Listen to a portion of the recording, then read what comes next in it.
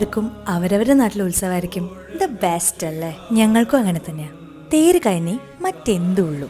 ധനുമാസത്തിലെ തിരുവാതിരയ്ക്കാണ് ഞങ്ങൾ തേരാഘോഷിക്കുന്നത്. ഒന്നാം തേര് ദിവസത്തെ ആർദ്രാദർശനവും തേരിനെ വലം വെക്കുന്ന കൃഷ്ണപ്പരന്തും ഒക്കെ എത്ര കണ്ടാലും മതിവരാത്ത കാഴ്ചകളാണ്. ഈ പഴയെറിയുന്ന ചടങ്ങ് എല്ലാ രഥോത്സവങ്ങൾക്കും ഉണ്ടാവാറില്ല കേട്ടോ. ഇതുകൂടാതെ ഒരുപാട് പ്രത്യേകതകളുള്ള രഥോത്സവമാണ് കൊടുവാരുള്ളത്. പടിഞ്ഞാറ് അഭിമുഖമായി ശിവനെ പ്രതിഷ്ഠിച്ചിട്ടുള്ള അപൂർവം ക്ഷേത്രങ്ങളിലൊന്നാണിത്. തമിഴ്നാട് ചിദംബരം ക്ഷേത്രത്തിന്റെ വാസ്തുമാതൃകയിലാണ് ഇവിടുത്തെ ക്ഷേത്രത്തിന്റെയും നിർമ്മാണം. കാശിയിൽ നിന്നും നൂറ്റാണ്ടുകൾക്ക് മുൻപ് കൊണ്ടുവന്ന ശിവലിംഗമാണ് ഇവിടെ പൂജിക്കുന്നത്. കാശിയിൽ നിന്നും കൊണ്ടുവന്നിട്ടുള്ള 3 ശിവലിംഗങ്ങളിൽ ഒന്ന് കൽപ്പാത്തിയിലും ഒന്ന് കൊടുവായൂരും ഒന്ന് കൊല്ലങ്കോടുമാണ് പ്രതിഷ്ഠിച്ചിട്ടുള്ളത്. തമിഴിൽ ഓം എന്ന അക്ഷരം എഴുതുമ്പോഴുള്ള ആകൃതിയിലാണ് ഇവിടെ രഥപ്രയാണം നടത്തുന്നത്.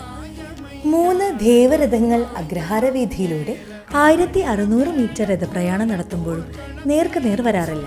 അതുകൊണ്ട് തന്നെ കേരളത്തിലെ ഏറ്റവും ദൈർഘ്യമേറിയ രഥഘോഷയാത്രയാണിത്. ഒരിക്കൽ പ്രദക്ഷിണം ചെയ്ത വീഥിയിലൂടെ വീണ്ടും വരില്ലെന്നതും ഇവിടുത്തെ പ്രത്യേകതയാണ്. അങ്ങനെ കൊട്ടും കൊളത്തേരും എല്ലാം കഴിഞ്ഞു. ഇപ്രാവശ്യത്തെ തേരും കഴിഞ്ഞു.